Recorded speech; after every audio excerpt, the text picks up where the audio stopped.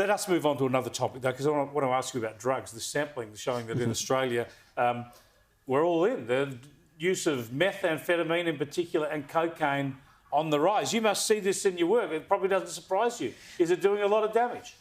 Yes, I mean, to a large extent it's used recreationally, but certainly there's a set of people that use it heavily. And you're right, the cost of living doesn't seem to impact this too much. And it does seem to overlap a lot with finances to some extent. You know, Sydney's got high use. WA, interestingly, in WA is the one place where regional use is greater than the city use, and that's the mining. Exactly, so that's very interesting. But wouldn't they have drug testing on a lot of those mining sites? Yeah, it's true. So, but they seem to find a way to getting away with it. But you're right, I would have thought so. But look, obviously it's going on. There's a lot of damage. But I do wonder if decriminalisation, the growing amount of it, even if it doesn't necessarily directly increase use everywhere, it is a broader message that, hey, it's all right. Yeah, I saw someone just going crazy on the street the other day, and everyone was saying someone off their head on meth. But what was happening about it? I mean, everyone was just avoiding this bloke, right?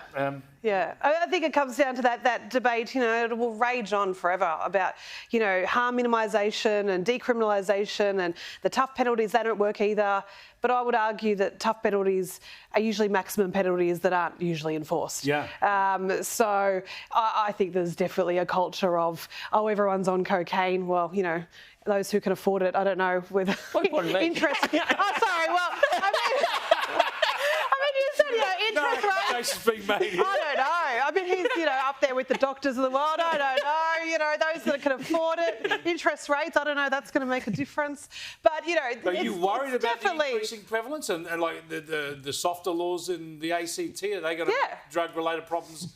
It sends the message that it's okay, and now it's okay. It normalises it, and I see it with teenagers talking about various drugs. Yeah. It's very normalised. It's not spoken as this hushed kind of illicit drug use unless it's kind of really bad, like heroin. I mean, that's but the cocaine and the cannabis is very much in this cluster of drugs where it's socially acceptable, without kind of forgetting. Well, hang on a second, this is an illegal substance. It's an illegal act that we were doing here. But do we see psychological problems and psychiatric problems as a result of this? Yeah, I think the broader message that we're getting either medicinal use or decriminalised use, it's very hard in my position, while there's a minority that will be especially harmed, it's hard for me to give out that message anymore. Because the broader message is, hey, it's either okay or it can be used medicinally. So where's the bit that it does genuine harm? That message isn't easy to give. Now, I just want to quickly touch on schools, because there's been a British education expert out here saying that in Australia we need to toughen up on the discipline. We need more discipline. Come in sunshine. I think that's been obvious to all of us for a long while, hasn't it? He said, children learn better in calm classes. Hallelujah. This is what I've been saying for 10 years.